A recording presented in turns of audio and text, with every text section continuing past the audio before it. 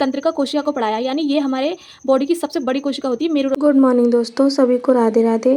कैसे हैं आप सब लोग? आई होप सब आप अच्छे ही होंगे और पढ़ाई भी अच्छे से कर रहे होंगे। तो दोस्तों आज मेरी सुबह हो जाती है 6 बजे और उठते ही मैंने राधा रानी को प्रणाम करके धरती माता को प्रणाम किया और उठने के बाद फिर मैंने अपने बिस्तर की साफ़ सफाई की। सभी स्टूडेंट के लिए प्रार्थना की कि उनकी पढ़ाई अच्छे से हो जाए और उनका दिन भी अच्छे से जाए। ये सब करने के बाद फिर मैं अपनी स्टडी टेबल की तरफ मुड़ जाती हूँ उसकी साफ़ सफाई करने के लिए। ये काम मेरी ज़िंदगी में सबसे ज़्यादा इम्पोर्टेंट काम है। मुझे लगता है कि घर की साफ़ सफाई हो या ना हो, लेकिन मेरे स्टडी टेबल की साफ़ सफाई ज़रूर हो जानी चाहिए। तो सुबह-सुबह मेरी शक्ल ये थी, मैं अपनी नींद को भगाने का बहुत कोशिश कर रही थी, लेकिन भागने का नाम ही नहीं ले रही थी। तो उसे भगाने के लिए मैंने यहाँ पे पिया गर्म पानी।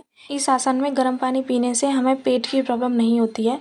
और दोस्तों कहते हैं ना कि कुछ पाने के लिए कुछ खोना भी पड़ता है, तो बस उसी के लिए जो मैं पाना चाहती हूँ, उसी के लिए यहाँ मेरी सारी मेहनत चल रही थी। फिर मैंने अपने बाल वगैरह समेटे और बाहर आकर अपना हाथ मुँह धोया, पेस्ट वगैरह किया। पेस्ट करने के बाद यहाँ पे फिर मैं अपना मुँह धोने लग जाती हूँ, उससे मेरी नींद भी जल्दी भाग जाएगी। और फ्रेश वगैरह हो जाने के बाद फिर मैं नीचे चली जाती हूँ अपना चाय नाश्ता का देखने। तो यहाँ पे मैं चाय बना ली थी और साथ में कचरी भून ली थी, साथ में दोस्तों गुजिया भी थी। तो यहाँ मेरा नाश्ता हो चुका था। मेरे टारगेट का जो दिन था वो 12वां दिन था, यानी 12 डेज़ हो गए हैं आज मुझे पढ़ते-पढ़ते इस चीज़ के लिए, अपनी सीरीज़ को चलाते-चलाते। तो आज जो 12वां दिन था इसका टारगेट मैं पूरा करने वाली हूँ। तो चलो दोस्तों मैं आपको दिखाती हूँ कि मैं कैसे क्या पढ़ूँगी और कहाँ से पढ़ने वाली हूँ। तो आज का टारगेट पूरा करने के लिए चलो चलते हैं। तो दोस्तों सुबह का काम निपटाने के बाद मैं आ जाती हूँ अपने स्टडी टेबल पर और सबसे पहले अपने आराध्य को प्रणाम करके मैं बना लेती हूँ अपना टारगेट कि मुझे आज क्या पढ़ना है। जैसा कि आप सब लोगों को पता है कि मैं ग्रुप डी की तैयारी कर रही हूँ। ग्रुप डी एग्ज़ाम ही मेरा इस साल का टारगेट है। तो दोस्तों आज के टारगेट में जो मैंने अपनी स्टडी शामिल की है वो ये है। जो मेरा टुडे टारगेट है वो एक क्लास तो मैं पॉलिटी की लूँगी नवीन सर से, जो मैं चल रही है मेरी नायक फाउंडेशन बैच से। मैथ में मैंने यहाँ परसेंटेज लिख दिया था, लेकिन मुझे लगा कि नहीं आज मैं पाइप और टंकी वाला चैप्टर पढ़ूंगी। तो बस मैं वहीं पढ़ने वाली हूँ, क्योंकि कल मैंने टाइम एंड वर्क किया था, तो ये चैप्टर दोनों सेम सेम ही है। फिर उसके बाद बायोलॉजी की क्लास लूँगी, फिजिक्स की क्लास लूँगी फिर मैं, और हिस्ट्री का रिवीजन करूँगी अपने ही नोट से। और दोस्तों यहाँ पर मैंने रीजनिंग लिखा नहीं है, लेकिन मैं रीजनिंग को भी पढ़ने वाली हूँ, वो भी बुक से प्रैक्टिस करने वाली हूँ दोस्तों। तो ये मेरा आज का टारगेट है जो मैं पूरा करूँगी और आप लोगों के साथ शेयर करूँगी। तो चलो चलते हैं अपना टारगेट पूरा करने के लिए। अपनी मैथ की क्लास पूरी कर दी है और आज का जो मेरा मैथ का टारगेट था उसमें पढ़ने के लिए मैथ में पाइप एंड टंकी वाला चैप्टर वो मैंने कर लिया है। सर की क्लास ले ली है, दीपक भाटी सर की। तो जो मैंने सर से पढ़ा है, जिसके मैंने नोट्स बनाए हैं, तो वो मैं आपको दिखा देती हूँ। नोट्स के साथ साथ बनाने के साथ साथ मैं 50 क्वेश्चन की प्रैक्टिस भी करने वाली हूँ अपने ही पास से बुक से। तो फ्रेंड्स आज का टारगेट पूरा करने के लिए यहाँ मैंने मैथ को पढ़ना स्टार्ट कर दिया है। सबसे पहले आज के टारगेट में मैं मैथ को पढ़ूंगी और मैंने जैसा कि आपको बताया कि मैं दीपक भाटी सर से पढ़ती हूँ, तो बस मैंने यहीं से सर की क्लास लेना स्टार्ट कर दी थी नल और टंकी वाले चैप्टर की, क्योंकि मैंने पीछे जो चैप्टर किया था वो टाइम एंड वर्क किया था। तो ये वाला जो चैप्टर होता है उसी के बेसिस पे होता है, तो ये हमें अच्छे से समझ में आ जाता है। आप भी ऐसा ही किया करें, बेसिस वाइज चैप्टर पढ़ा करें दोस्तों। तो आज का टारगेट पूरा करने के लिए मैंने यहाँ पे सर की क्लास को लेना शुरुआत कर दिया था। चलो मैं दिखा देती हूँ कि मैं कौन सी बुक से प्रैक्टिस करूँगी और जो मैंने नोट्स बनाए हैं वो मैंने किस तरीके से बनाए हैं। आप देख सकते हैं कि मैंने जो चैप्टर पढ़ा है वो नल और टंकी है, और ये मैंने सर की क्लास से नोट्स बनाए हैं दोस्तों।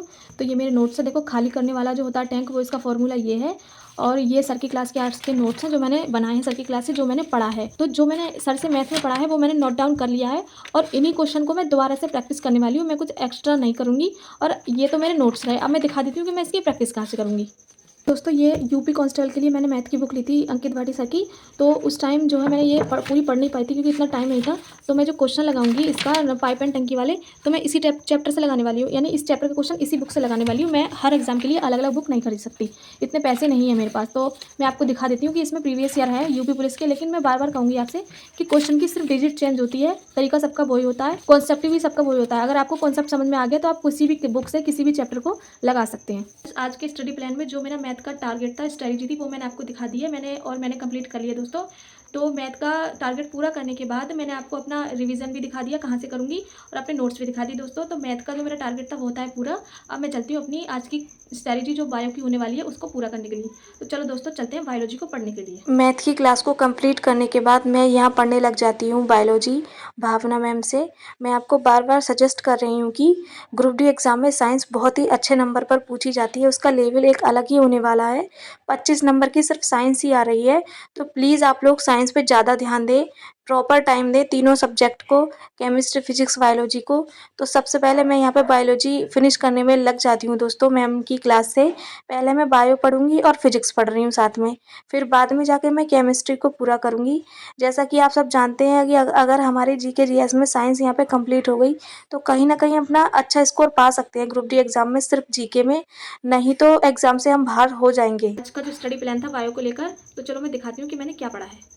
दोस्तों मेरी पिछली वीडियो में मैंने दिखाया था आपको बायो का जो मैंने पढ़ा था बायो की क्लास में, लास्ट मैंने मध्य मस्तिष्क पे छोड़ी थी, यानी मैम ने मुझे यहाँ तक छोड़ा था, मेडुला तक पढ़ा दिया था और पॉन्स तक पढ़ा दिया। तो ये मेरी लास्ट वाली क्लास के नोट्स हैं। तो आज जो मैंने मैम की क्लास से नोट्स बनाए वो मैं आपको दिखा देती हूँ कि मैंने आज क्या पढ़ा था। तो आज मैम ने जो पढ़ाया है आज की क्लास में वो तंत्रिका कोशिका को पढ़ाया, यानी ये हमारे बॉडी की सबसे बड़ी कोशिका होती है, मेरुरज्जु के पास बनती है। इसी से हमारे दिमाग में मैसेजेस जाते हैं कि हमें किसी ने काटा है, हमें भूख लगी है, हमें किसी ने छुआ है, हमें दर्द हो रहा है, सब कुछ इसी के ऊपर निर्भर होता है। इसका डायग्राम भी ग्रुप डी के पेपर में आता है दोस्तों। ये बहुत ही ज़्यादा पूछने वाला क्वेश्चन है, तो इसको मैंने बहुत अच्छे से करा, इसका डायग्राम भी बनाया, आप देख सकते हैं।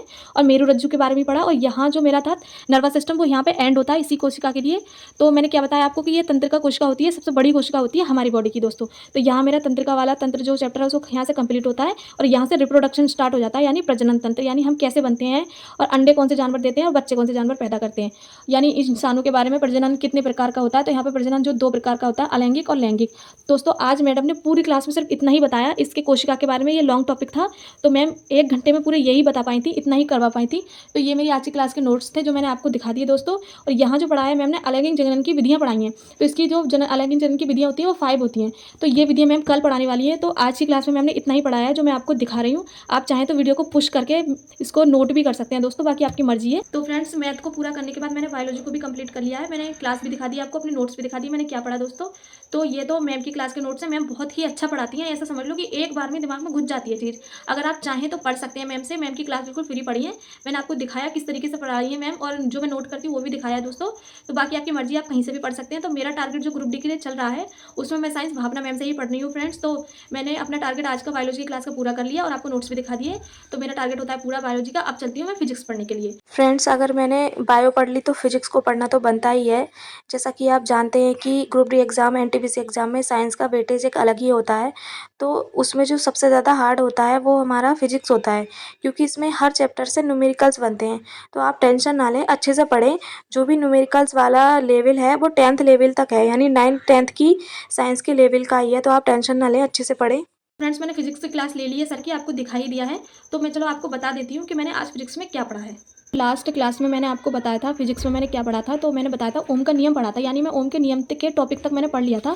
तो सर ने जो आज की क्लास में पढ़ाया है वो इसके तो बी बराबर आई आर जो फॉर्मूला होता है उसको सिद्ध करवाया, उसके बाद उसी के बेसिस पे आने वाले न्यूमेरिकल्स को हल करवाया था सर ने। फिर यहाँ से इनके बीच में संबंध स्थापित कैसे हुआ वो करवाया था। फिर यहाँ से नया टॉपिक स्टार्ट हो गया था प्रतिरोधों का संयोजन, यानी समांतर क्रम और श्रेणी क्रम। ये मतलब आपको पता ही है कि 10th लेवल का है, सब कुछ 10th में पढ़ रखा है, आपको पता ही होगा। तो बस उसी के ये फॉर्मूला करवाए थे सर ने, और थोड़ा सा मतलब जो पिछले ग्रुप डी में पेपर आए हुए हैं उनका रिवीजन करवा दिया था, यानी दोबारा सॉल्व करवा दिए थे। और यहाँ से देखो समांतर क्रम पढ़ाया सर ने, श्रेणी क्रम पढ़ाया। यहाँ पे ये चैप्टर मेरा हो गया था फिनिश, यानी प्रतिरोधों का संयोजन या फिनिश हो गया, यानी श्रेणी क्रम और समांतर क्रम के सर ने फॉर्मूला सिद्ध करवाकर न्यूमेरिकल्स भी हल करवा दिए थे। तो ये नोट्स थे मेरी आज की क्लास के जो मैंने आपको दिखा दी दोस्तों। कल जो सर पढ़ाने वाले हैं वो विद्युत परिपथ के बारे में पढ़ाने वाले हैं, उन्होंने सर ने बताया था। तो ये मेरी आज की क्लास के नोट्स हैं। फिजिक्स में क्या पढ़ा है क्या नहीं पढ़ा वो मैंने आपको दिखा दिया, क्लास भी दिखा दिया आपके सामने, मैंने नोट्स भी दिखा दिए। आप चाहे तो वीडियो को पुश करके नोट्स बना सकते हैं, सर बहुत ही अच्छा पढ़ाते हैं। धर्मेंद्र सर से मैं पढ़ती हूँ यूट्यूब से ही दोस्तों, अगर आप चाहें तो पढ़ सकते हैं, बाकी आपकी मर्जी है। मैं तो ग्रुप डी एग्जाम के लिए साइंस उनसे ही पढ़ रही हूँ। पहले मैं बायोलॉजी फिजिक्स को कंप्लीट कर रही हूँ, उसके बाद जाके केमिस्ट्री पढ़ूंगी राहुल सर से ही। तो दोस्तों फिजिक्स केमिस्ट्री और फिजिक्स बायोलॉजी और मैथ का मेरा आज का टारगेट पूरा होता है। अब मैं चाहूँगी आगे अपना टारगेट पूरा करने के लिए पॉलिटी को पढ़ने के लिए दोस्तों। तो चलो चलते हैं पॉलिटी को पढ़ने के लिए। देखो दोस्तों, साइंस रेलवे एग्ज़ाम में ज़्यादा इम्पोर्टेंट मानी जाती है। बाकी वनडे एग्ज़ाम के लिए तो वो मतलब नॉर्मल जैसी साइंस आती है, लेकिन पॉलिटी हमारा ऐसा सब्जेक्ट है जो हर एग्ज़ाम को लेकर चलता है बहुत मजबूत तरीके से। तो आपको हमेशा याद रहे कि आपकी जो पॉलिटी है वो बहुत ज़्यादा मजबूत होनी चाहिए। उसके सारे आर्टिकल, सारे भाग, सारी सूचियाँ आपको पक्की-पक्की ज़रूर याद होनी चाहिए। तो मैंने पॉलिटी को कई बार पढ़ लिया है, मेरी पॉलिटी अच्छी है दोस्तों। फिर भी मैं अब तीसरी बार पॉलिटी को पढ़ रही हूँ नवीन सर से, फाउंडेशन में से नायक फाउंडेशन। तो आप भी ज़रूर पढ़ लें। मेरी आज की पॉलिटी की क्लास के नोट्स हैं जो मैंने नवीन सर की क्लास से बनाए हैं। तो पिछले क्लास में मैंने यहाँ नागरिकता तक पढ़ लिया था, तो आज जो सर ने कराया है आज की क्लास में वो मैं आपको दिखा देती हूँ।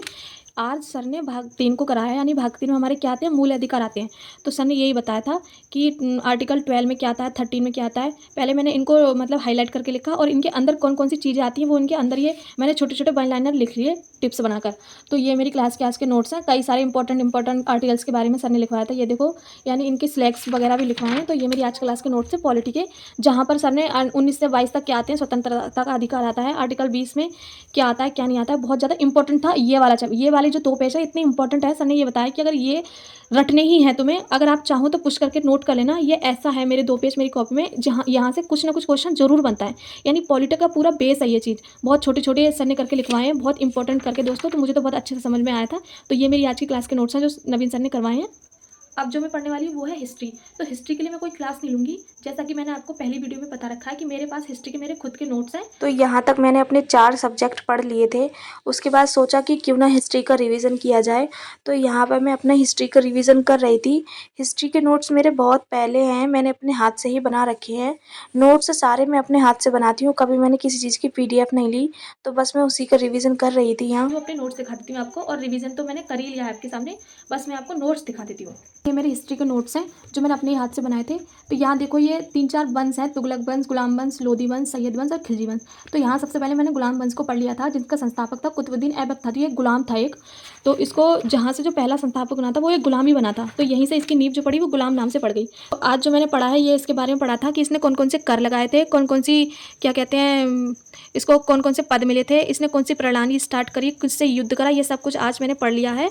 यानी कुरान खां भी कहते हैं इसे, यानी कुरानों को सुरीली आवाज़ में पढ़ने वाला ये राजा था। इसको लाख बख्श के नाम से भी जानते थे क्योंकि ये लाख रुपए दान देता था।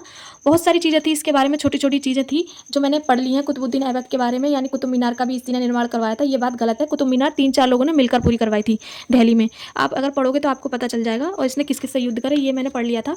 तो कल जो मैं रिवीजन करने वाली हूँ वो इसी के मतलब गुलाम वंश के अगले जो राजा था, अगला सुल्तान आराम शाह, इसके बारे में पढ़ूंगी यहाँ से, इल्तुतमिश के बारे में। तो सिर्फ आज जो मैंने रिवीजन किया है वो मैंने यहीं तक किया है दोस्तों। ये मेरे हिस्ट्री के नोट्स से तो मैंने आपको दिखा दिया। तो हिस्ट्री भी मैंने यहाँ से कंप्लीट कर ली, रिवीजन भी कर लिया और आपको दिखा भी दिया आपके सामने। तो हिस्ट्री का जो मेरा मतलब आज का टारगेट था वो पूरा होता है दोस्तों। हिस्ट्री को जैसे ही मैंने फिनिश किया तो सोचा अब मेरा जो नेक्स्ट टारगेट है वो रीजनिंग को पढ़ने का है।